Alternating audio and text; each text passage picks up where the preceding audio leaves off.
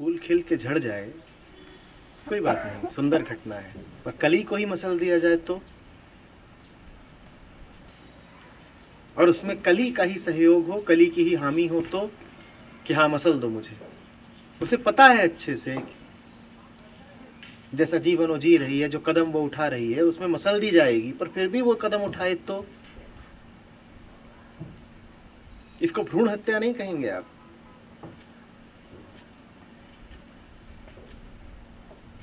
किसी अजन्मे शिशु की गर्भ में हत्या की जाए तो हम उसे बुरा मानते हैं, पाप कहते हैं, अपराध कहते हैं, और जो हम अपनी ही हत्या करे हुए हैं उसको क्या कहेंगे? आत्मा को प्रकट न होने देना ही असली आत्महत्या है।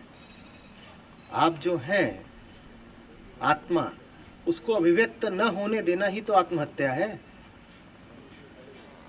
तो हम सब नहीं हुए आत्महत्या के अपराधी? बोलिए।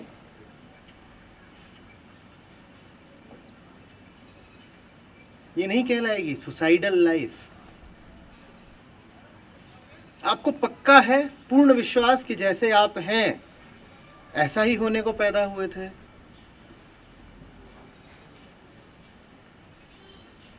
यही नियत है आपकी, भरोसा है, सही में लगता है। जब आप 5 के थे या 15 के थे या 25 के थे, तब इसी रूप में देखा था अपने आप को कि ऐसे हो जाएंगे।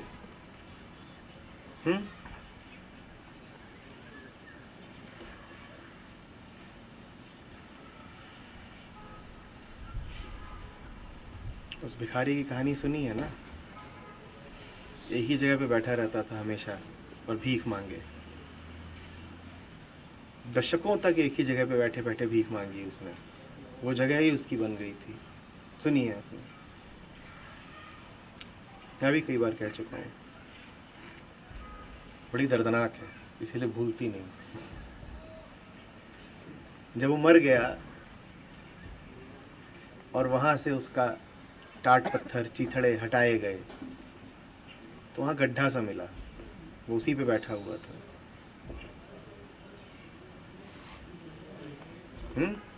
और उसमें रुपए ही रुपए, सोना भी, चांदी भी, सब कुछ।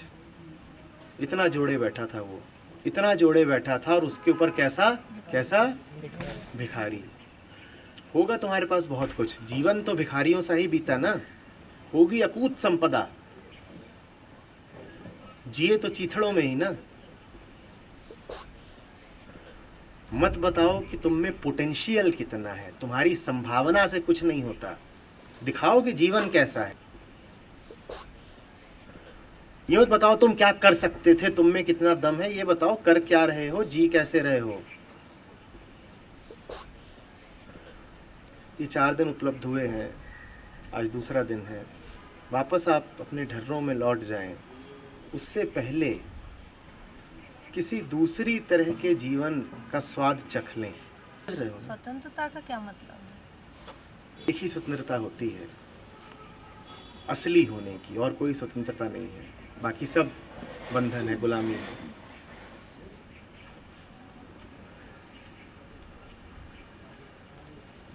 जो हो वैसे जियो, यही स्वतंत्रता है।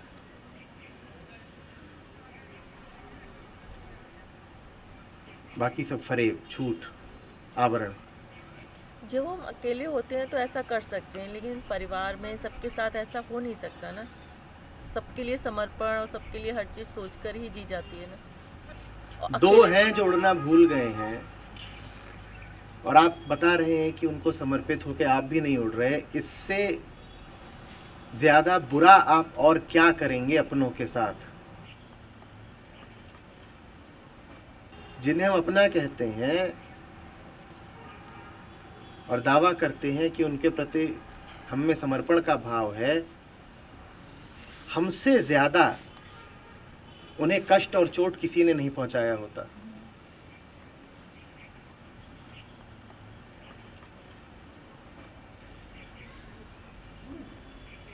अरे कोई रोगी पड़ा है तो तुम भी उसके बगल में बिस्तर डाल के रोगी हो जाओगे?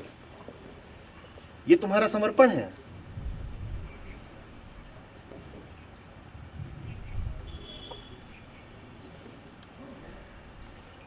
कोई पागल हो गया है, तुम भी उसके साथ पागल हो जाओगे? ये समर्पण है तुम्हारा?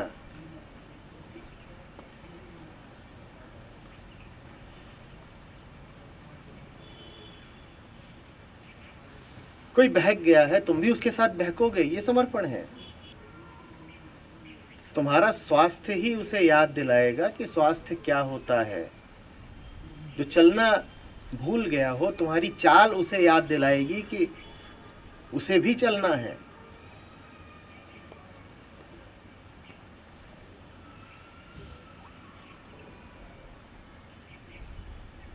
और शारीरिक रोगों में तो फिर भी एक तथ्यात्मकता होती है। मानसिक तौर पे तो जितने रोग होते हैं वो सब मात्र विस्मृति के रोग होते हैं। आप भूल जाते हो, या ऐसे कह लो कि आप कुछ और व्यर्थ याद कर लेते हो।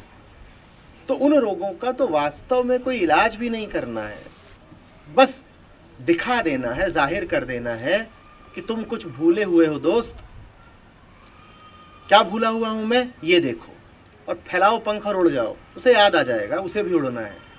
बारिश हो रही हो, बस हो रही हो, आप सूखे सूखे घर के भीतर से खिड़की से बाहर देखोगे, कहोगे आह बारिश हो रही है। बारिश कितनी घनी बारिश है, कितने मिलीमीटर बरसा, कब से बरसा, कब तक बरसेगा,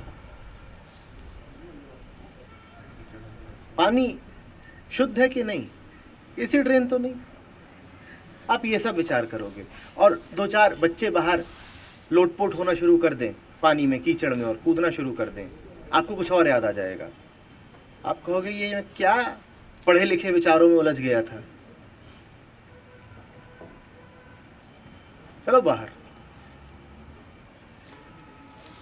और एक आपका वो है, योजना से जो नहीं मिला उसे बचाने की योजना मिलेगा, ये योजना से मिला। सवाल है कि जो योजना से नहीं मिला उसे बचाने की योजना मत बनाओ, ऐसा आपने कहा है, क्या अर्थ है? हम जिस परिधान की बात कर रहे हैं ना कि बहुत सुंदर है, हम जिसको आत्मा का प्रतीक बना के बात कर रहे हैं, वही है वो जो तुमको योजना से नहीं मिला, वो उपहार है। और अक्सर आप उसके ऊपर 10 तरीके के अन्य आवरण डालते ही इसीलिए हो कि उसको बचाना है। चेहरा बहुत सुंदर मिला तो उसको बचाने के लिए उस पर 10 तरीके के नकाब डाल लिए कि कहीं खरोंच ना आ जाए। इसीलिए कहा गया है कि जो योजना से नहीं मिला उसे बचाने की योजना मत बनाओ। वो तुम्हारा है नहीं, तो उसे कोई दरकार भी नहीं है कि तुम रक्षा करो उसकी, वो सुरक्षित है। जो तुम्हारा नहीं है उसको बचाने की जिम्मेदारी भी तुम्हारी नहीं है, तुम्हारी उड़ान तुम्हारी नहीं है। तुम नहीं परवाह करो उसकी कि इसको बचाना है, तुम तो उसे खुलने दो, बहने दो, अभिव्यक्त होने दो, डरो मत।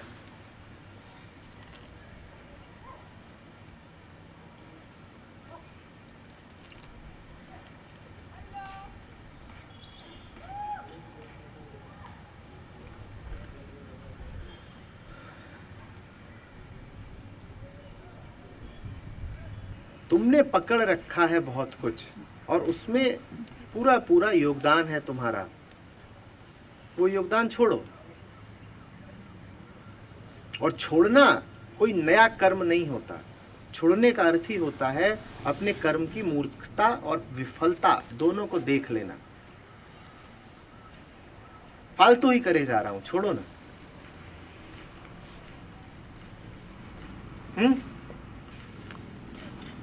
फालतू ही करे जा रहा हूं, छोड़ो ना। आपके भीतर कुछ ऐसा है जो पाबंदियां नहीं मानने वाला, आप क्यों उसे पाबंदियों में जकड़ते हो? आप कर लो जितनी कोशिश करनी है, आपके भीतर कुछ ऐसा है जो अनंत के अतिरिक्त किसी और से तृप्त नहीं होने वाला। आप उसे चाहे अपना बचपना बोल लो, चाहे अपनी नासमझी बोल लो, चाहे उसे अपना पागलपन बोल लो, आप उसको जितना दबा सकते हो, जितना उसका आपको दमन करना है कर लो, वो मानेगा नहीं। जैसे घर में कोई बच्चा हो छोटा, ऐसा है वो हाथ पांव पटकता ही रहेगा, और चीखेगा और चिल्लाएगा। दे दो आप उसे नींद की गोलियां, दे दो आप उसे झुनझुने, थोड़ी देर बहला लोगे वो फिर पांव पटकेगा और फिर मुट्ठी मारेगा दीवालों पे। कुछ ने कह दिया है उसे कि नासमझ बच्चा है, बुद्धिहीन। और दूसरे जिन्होंने जाना है उन्होंने कहा ना, बुद्धिहीन नहीं है, बुद्धि से आगे का है, मनातीत है।